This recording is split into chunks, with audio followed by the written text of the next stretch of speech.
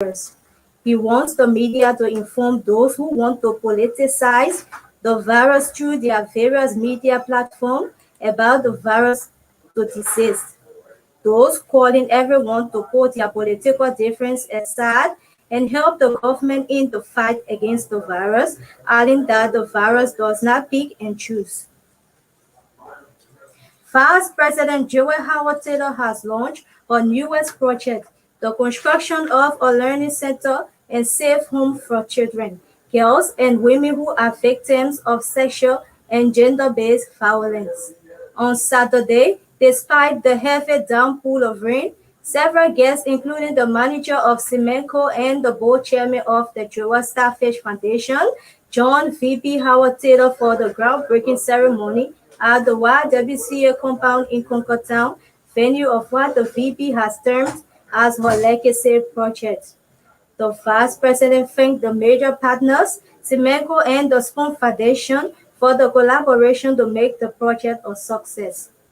She also lauded the YWCA Secretariat in Liberia and its International Board for allowing her to use the compound, which she gave her and siblings a lot when they were young and living with their parents. She said the partnership with YWCA is the way of giving back and strengthening the organization to reach out to more underprivileged and disadvantaged girls, something she did during her days as First Lady of Liberia. She recounted how her office, in collaboration with YWCA, the Haywood Mission School, and Better Foundation sponsor 100 girls through the provision of shelter, education, and spiritual guidance for 5 years. Most of these beneficiaries are now professionals and contributing to society in diverse ways, she said. With the launch of her legacy project, VP Taylor expressed hope that more lives will be touched. The Revolutionary National Youth League of the Congress of Democratic Change has condemned the displacement of wealth on social media by Assistant Minister of State Emmanuel Porter. Assistant Minister Porter was seen displaying a luxurious Audi SUV vehicle bought for his wife as a birthday gift on Facebook, while at the same time spraying the expensive car with champagne. Addressing journalists at the CDC headquarters in Concord Town on Friday, July 9, the CDC Youth League Assistant Secretary for Administration, Hassan Newland, the action of Minister Porter, who could not afford 2,500 United States dollars years back, with less than 3 years, is displaying wealth and pumping champagne on the luxurious car. According to Hassan, the CDC Youth League has no interest on how the minister should spend his salary, but noted that the CDC government is meant for the ordinary people and those serving in privileged positions should be able to uplift the ordinary people's lives. At the same time, the National Youth League of the Congress for Democratic Change has condemned the continuous display of luxurious meal on the social media by Maritime Board Commissioner Eugene Langbe. According to the CDC Youth League, through its Assistant Secretary for Administration, Hassan Newland, the continuous display of meal by Commissioner Langbe is a raw provocation and a show of sheer arrogance and a total disrespect to the ordinary citizens who are struggling daily. As a means of buttressing government efforts in the fight against COVID-19, the chairman of the People's Unification Party Mangibi chapter has embarked on the massive distribution of over 5,000 nose masks to inhabitants of District Number 4, Mangibi County. Speaking to a cross-section of journalists during the distribution exercise in Kompa-Lakita Township, Ambassador Cooper said the nose masks supplied to the people of Lakita and its environment is his way of identifying with them, taking into consideration the difficulties they face during this deadly coronavirus crisis in the country. According to Ambassador Francis Cooper, the 5,000 pieces of nose masks distribution is phase one of the exercises, while phase two will include soap among others. He, however, placed the monetary value at a little over $1,050,000 Liberian dollars. He at the same time used the medium to encourage Magibians and Liberians to abide by the prescribed health protocol put in place by the Ministry of Health to keep safe from the human killer virus. Receiving the nose marks, residents of Lakita Township and its environment applauded Ambassador Francis Cooper for the gesture, terming it as timely and promised to always wear their nose masks at all times. Suspended Montserrado County District Number 10 Representative Yeke Koluba has raised a red flag over the decision taken by President George Manneh Weah to dismiss the managing director of the Liberia Airport Authority, Bishop John Allen Clayi.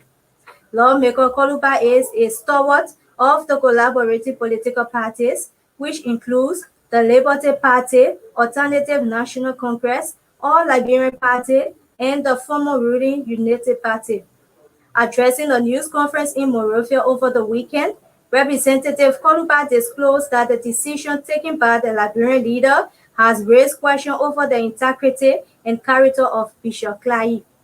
He maintained that the action of the president has also left not only Liberians in suspicion, but also the entire congregation of the Jubilee churches in Liberia and elsewhere. He noted that though the actual administrative reason stated by President Weah for the dismissal of Bishop Clayi is not clear to the public, the Liberian leader should have respectfully asked the bishop to tender in his resignation instead of dismissing him in such a disgraceful manner and form. NATUA development agenda breaks ground for the construction of vocational and skills training program in Kakata, Magibi County.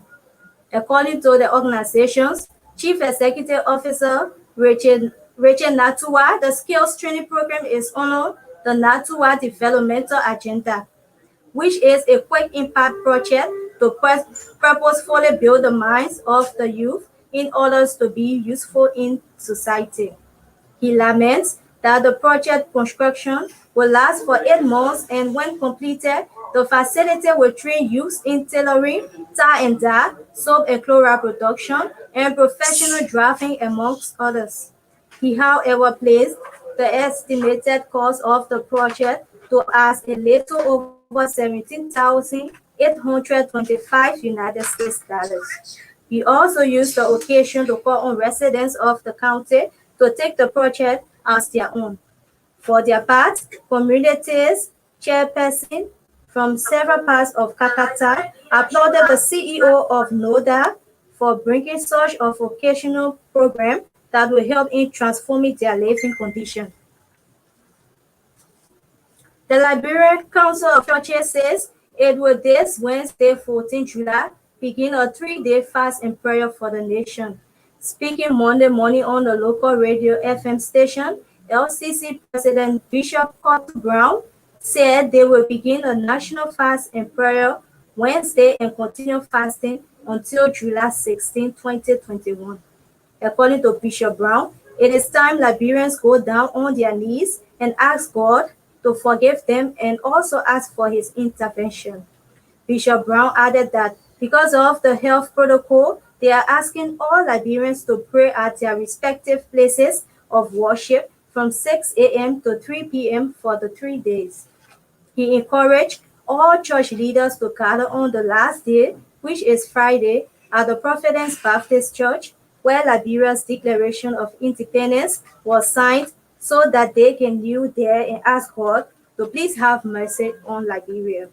Bishop Brown recalled that in 2014, when Liberia was badly hit by Ebola, they did the same and God answered their prayers, saying he believes the same can happen with COVID-19. The Liberia National Police (LNP) has issued a strong warning against its officers who are in the constant habit of receiving monies from Liberians and foreign nationals as found for violating protocols or measures instituted by authorities of the Ministry of Health to curtail the spread of the coronavirus across the country. Photos and videos of extrajudicial punishments in giving the citizens and foreign nationals by unidentified LNP officers wearing uniforms or allegedly violating the wearing of nose masks, refusing to close entertainment centers by 9 p.m., among others, went viral on social media last week. Some citizens, including females, were made to pump tire for several minutes for either improperly wearing nose masks or not wearing it at all. Pumping tire is a punishment in which individual places two fingers on both hands into his or her ears and go up and down consistently. The compulsory wearing of nose masks is one of the protocols put in place by health authorities to contain the spread of the virus. The government mandated that the amount of 1,500 LD should be paid as fine by anyone caught in the public wearing a nose mask improperly or seen without a nose mask.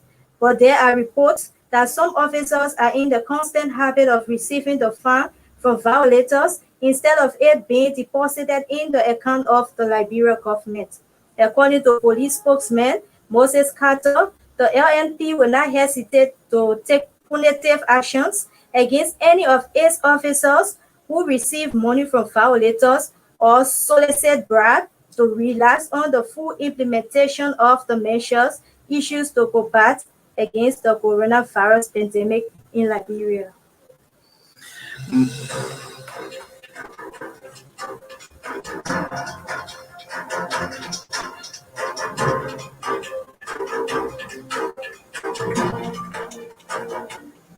Marcus Lynn, Edmund Johnson, and the News Bulletin. Let's begin lifting our top stories. Vice President Joy Howard Taylor has launched her newest project, the construction of a learning center and safe home for children, girls, and women who are victims of sexual and gender-based violence. On Saturday, despite a heavy downpour of rain, several guests, including the manager of Simeco and the board chairman of the U.S. Stafford Foundation, joined VP Howard Taylor for the groundbreaking ceremony at the YWCA Company Concordat, venue of what the VP has termed as her legacy project. The Vice President thanked the major partners, Simeco and the Spoon Foundation, for the collaboration to make the project a success. She also lauded the YWCA Secretariat in Liberia and its International Board for allowing her to use the compound, which she said gave her and siblings a lot when they were young and living with their parents.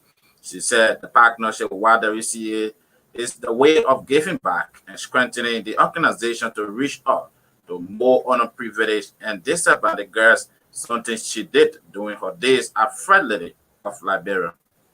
I want to thank YWCA because this facility and this organization was a part of my training. When I was working on Candy Town, one of the students here started to come and learn skills because she was so busy, she had to work 3 jobs, and our father and myself, to put us in private school. And so they needed other ways for us to learn, and they made sure we learned a lot. So I came here to YWCA on Saturday morning to learn how to bake, to learn how to crochet, and just to hear about what it was to be a young girl growing up in a Liberian society in my city. I've come back to YWCA many times. When I was first lady, we turned this YWCA for girls. About 100 young girls came here for more than 5 years. One of them today is the chief auditor in the Ministry of Labor. Someone who never first got a chance to go to school for free is now where she is today. Another one is one of my project managers in my office of the vice president who parents not a to come to school at all. So we went across Monrovia, picking up girls who were really in difficult situations. And they lived here on the dormitory for 5 years while I was working. I want to thank still the Health Foundation that helped us keep them in school and keep them grounded. They would trust their Wednesdays and Sundays. And then there's a Neo City and the two of us here in Town. So all of them is there. So you see, this is my third round here at Rogers. Only because I got a chance as a young girl to know what that is happening here. Over the years, those agencies that should really be of the government provide training and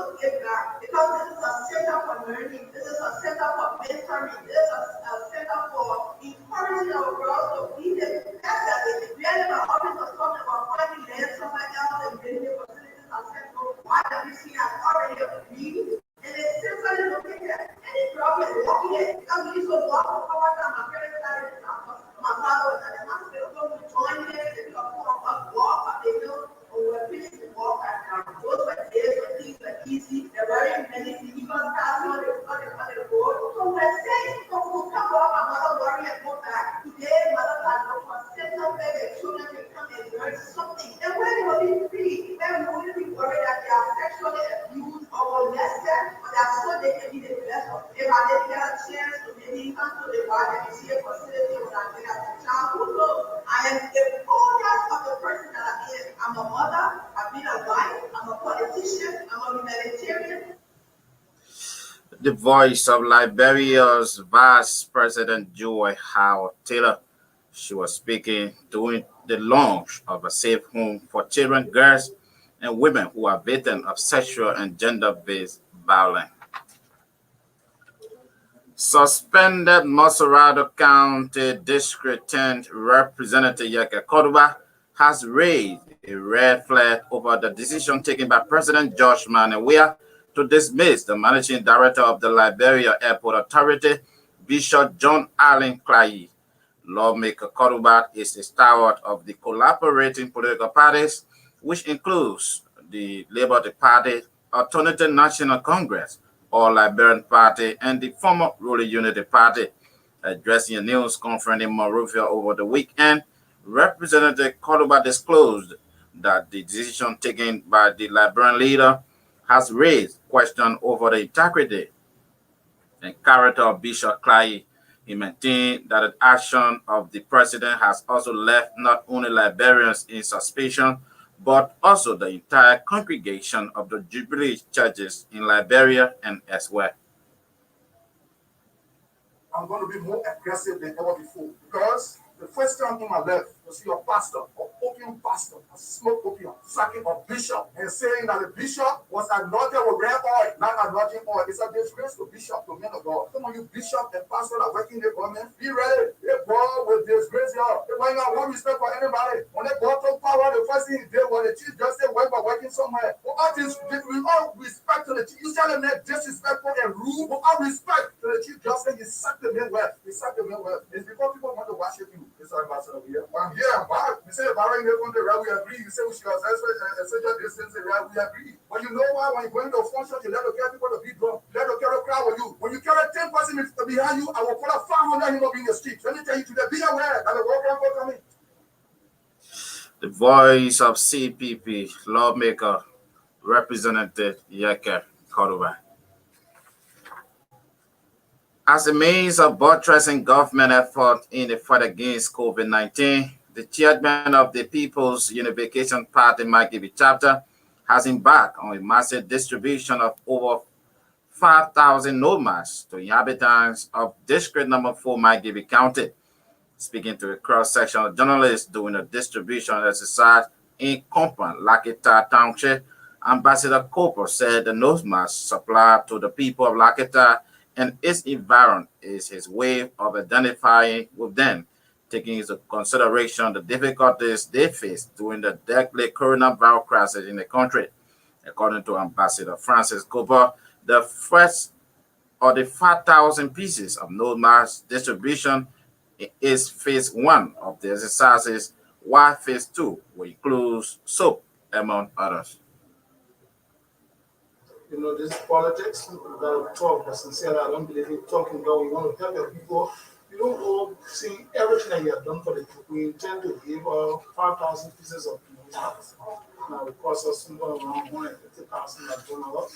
We don't have it, but thank God we are able to afford that. And the distribution have begun. We will go to the new office of the district, but these are put on work more plan. I see Kanata. Why it's true, our people need some here, but the Kanata people are always adhering to the nose mask wearing and washing their hands. But the new offer and this distribution is in two folds. We got the first the nose mask, and then later we'll carry on chlorides and towel just to help our people. It might not be much, but just need to do that because because our people out there are vulnerable to anything. Most of the lower part of the district, there's no clinic. Even if there's a clinic, there's no drugs before they can reach any of the big hospitals. It might just be late, so we don't want that to happen. There are people who need to care for them. So we started with La Kitasa and we will be going to the Sinta and then Kakata. PUP Magibi chapter chairman. They're speaking with journalists doing the distribution of 4 or 5,000 node masks to inhabitants of district number 4, Magibi County. Nantuat Development Agenda breaks ground for the construction of vocational skills training program in Kakata, Magibi County. According to the organization's chief executive officer, Richard Natua, the skills training program is under the Natua Development Agenda, which is a quick impact project to purposely build the minds of the youth in order to be useful in society. He laments that the project construction will last for 8 months, and when completed, the facility will train youths in tailoring, tie and dye, soap and chloride production, and professional driving, among others. He, however, placed the estimated cost of the project at a little over $17,875 United States dollars. He used the occasion to call on residents of the county to take the project as their own to make good use of said opportunity for better future development. Yes, the project is Adult Electric Skill Training Program, and the project will be implemented in Peretan Community, District Number 3, Magibi County, Alash. Yeah, the project will involve tailoring, tie dyeing, chloride stone making, professional driving program. With this survey, when you look at Peretan community, 50 to 60% of the population in Peretan community, they migrated from fire school. So when they are retired personnel from fire school. So we deem it necessary that bringing the project provides a skill for them. We thought it was that Peretan and the environment of Peretan is necessary that we started the project. If you take a survey, not every project you find in Peretan community is environment. You know what? Everything you do it first of all. So our estimated time is we're looking at from now to next year. So you have to check the time we are in July 11. But now the next year, for I believe I will be so. Nauta Development Agenda Chairperson Richie Nawuta, they're speaking, will report us. The executive chairman of the Grassroots Alternative Movement, Dr. Emmanuel King Ure, has blasted Liberian legislators for recently sharing US 15 kits each amid the rising tolls in COVID-19 death cases. Dr. Ure comments comes in the wake of numerous challenges confronting the health sector of Liberia, including the lack of oxygen and the shortage of the AstraZeneca vaccine. It can be recalled of recent legislators of Capitol Hill divided among themselves US 15,000 each for what they term as legislative engagement funds amid the nation's limited resources in the fight against the disease. The bond. Here is the voice of the executive chairperson of the Grassroots Alternative Movement, Dr. Emmanuel King Ure. People don't think about it. What they think about how much money they get, how much money they get, how much lawmakers are going to visit their people, each of them $15,000. That's what interests them more. It's more about personal benefit. Look at what decision we may make that's going to be able to affect the country positively in the future. It's all what I can get today, what I can get meaningless. So yes, the government is fighting, but the government needs to do more. And they are very, very frustrated, especially our lawmakers, when they went ahead to distribute money with all the incentive they get. At this point, in the midst of the coronavirus, healthcare workers are not getting adequate pay. They are shortages of the vaccine in the country. Nobody is talking about that, but they were doing so you can criticize the system. It's not correct. You need to do good. And this is not the point where you think about how much money you get into your pocket. It's really how can we be able to make decisions to affect the country as a whole to help everybody. But when I ask you about the view on the government, that's why I have to tell you. I think the government is fighting, but they need to fight more. And and government officials need to get to a point where we're not thinking about self-interest. Because if you compare to self-interest, the virus is very the virus is spread so much so you possibly yourself might get a virus and die. But this is not anything so simple. But you think that personal interest and the interest of everybody. He is the chairman of the grassroots alternative movement that Judge Emmanuel King used that blasting Liberian legislators for recently sharing US $15K each amid the rising tolls in COVID-19 death cases. If you just join us, you are indeed listening to News Watch on Brush Communications Network, Brush FM 94.7 MHz. 45 minutes of accurate, balanced, and concise news for me about Liberia, Africa, and elsewhere. Story topping New Watch tonight. Monserrado County Electoral District 4 Representative Rosalind Swakogo Dennis describes Senator Prince While Johnson's recent resignation as chairperson for the Senate Committee on National Security Defense, Intelligence, and Veterans Affairs as belated and shameful. Vice President Joy Howard Taylor launches Safe Home Learning Project for children girls who are victims of sexual violence. Suspended Monserrado County District and Representative Yeke Cordova raises red flag over the decision taken by President Josh Manawia to dismiss the managing director of the Liberia Airport Authority, Bishop John Allen Clay. And South Africa President Cyril Ramaphosa has called for people to stand against violence in response to declared unrest triggered by the jailing of former President Jacob Zuma. At this juncture, we take a commercial break to be right back with our foreign news.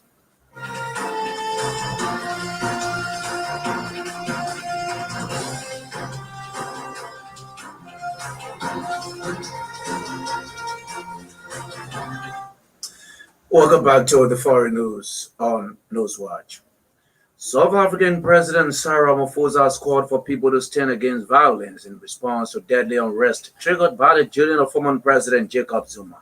At least 6 people have been killed and nearly 500 arrested since Zuma handed himself into police last week. The shops have been looted and buildings set on fire. And troops have been deployed in Gauteng province and in Zuma's home province of KwaZulu-Natal. Zuma was convicted of contempt of court after failing to attend an inquiry into corruption during his presidency. The 79-year-old who denies corruption was given a 15-month prison sentence. He's hoping to get the sentence that's resounded or reduced by the country's constitutional court. However, legal experts say his chances of success are slim. In a televised address on Monday, Mr. Ramaphosa condemned acts of public violence of a kind rarely seen in the history of our democracy. 5 civilians, 4 soldiers, and 40 armed attackers were killed on Sunday in a clash in Niger's southwest Telaberi region near the border with Mali. The government have said around 100 heavily armed terrorists riding motorcycles attacked the Tanchoma and Bago village, striking around 3 p.m. Sunday. Niger's Ministry of Defense said in a statement read on public television that did not identify who it suspected was behind the latest deadly incident.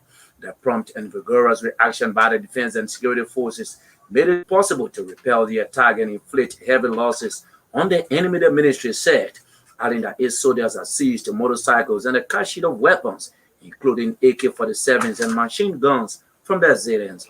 Kashomba Boga is located in the Talabari region, bordering Mali and Burkina Faso, an area known as the Three Borders region that has been regularly targeted by jihadist groups. Tunisia's government has appealed for help from citizens abroad after the authorities declared the country's health system had collapsed amid a rapid surge of the Delta variant, which has led to an increase in hospitalization. Donate money, medical and paramedical equipment, the Tunisian embassy in France said in a post on Facebook. The spokesperson for the Tunisian Ministry of Health described the situation in hospitals as catastrophic, with an acute shortage of hospital beds and oxygen, as well as exhausted medical staff. The army has been deployed to enforce a new lockdown in some parts of the country has vaccinated only 12% of its population. Tunisians based in Canada gathered last week in front of the parliament in Ottawa to urge the government to send coronavirus vaccines to Tunisia.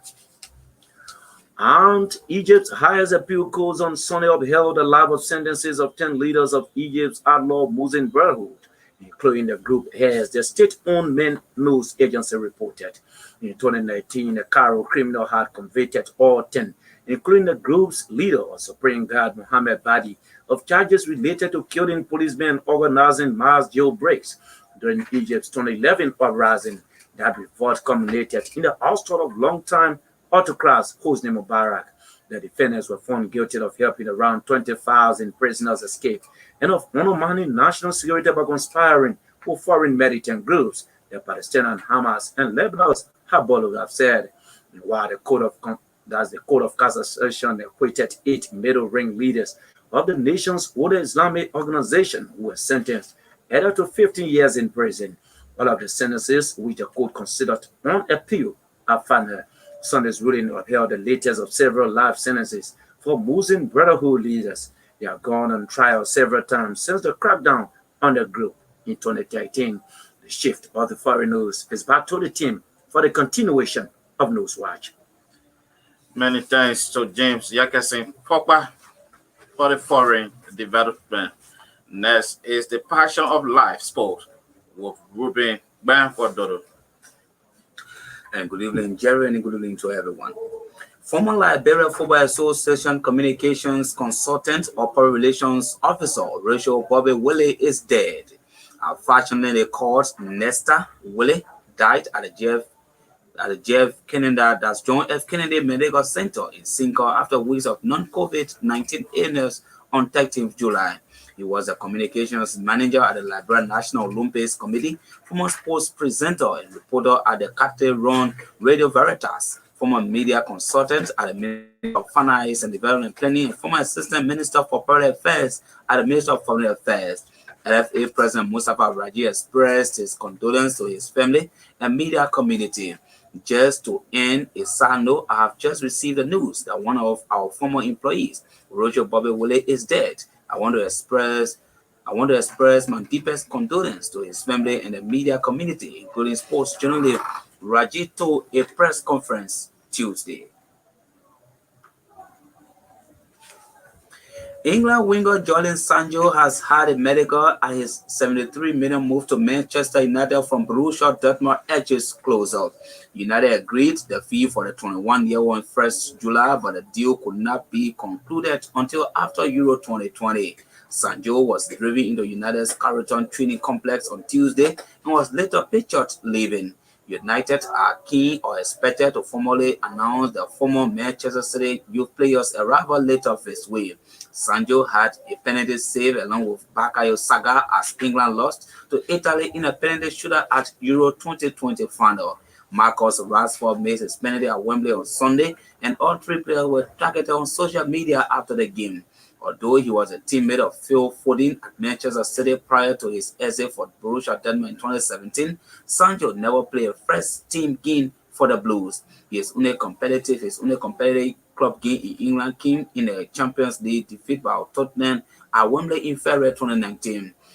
Sancho was injured for both legs of Dortmund's quarterfinal with Manchester City last season.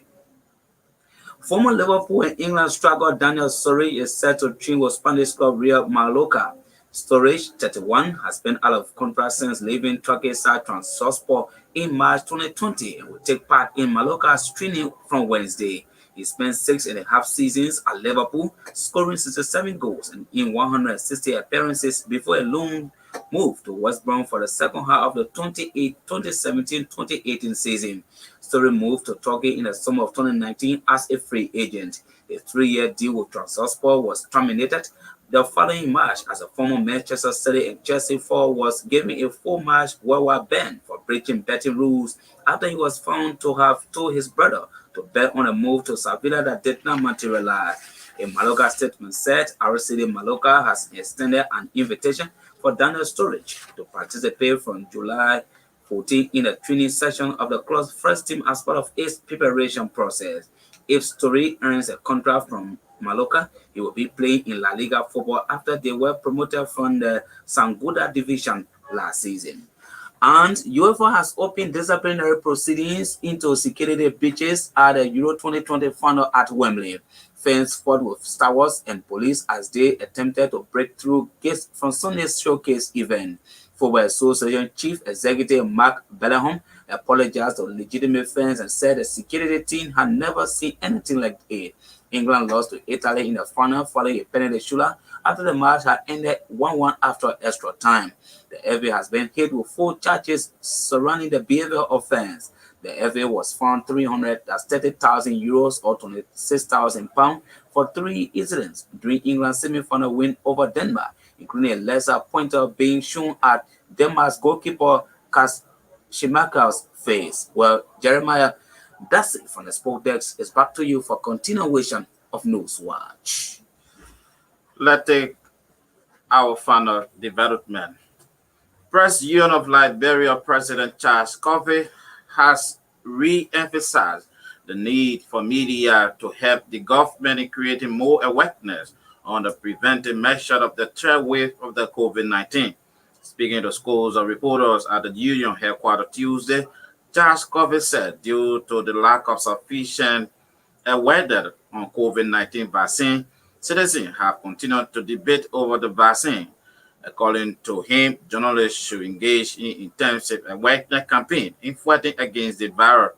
He wants the media to inform those who want to politicize the virus through their various media platform about the virus to disease, thus calling on everyone to put their political differences aside and help the government in the fight against the virus, adding that the virus does not peak into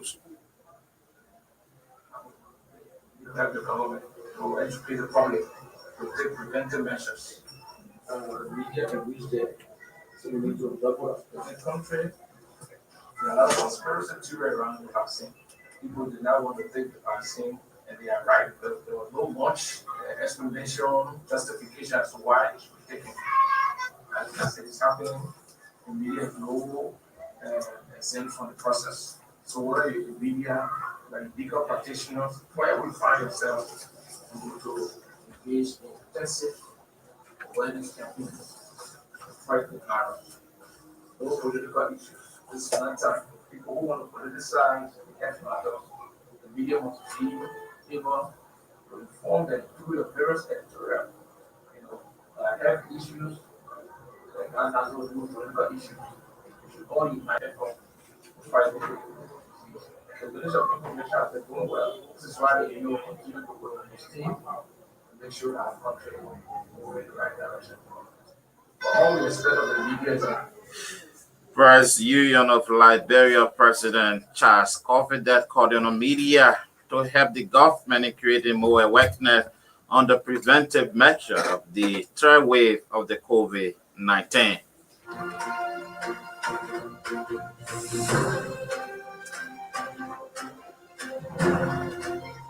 With that story, that is how we come to the end of New Watch 45 minutes of credible, balanced, and concerned news for me about Liberia, Africa, and elsewhere.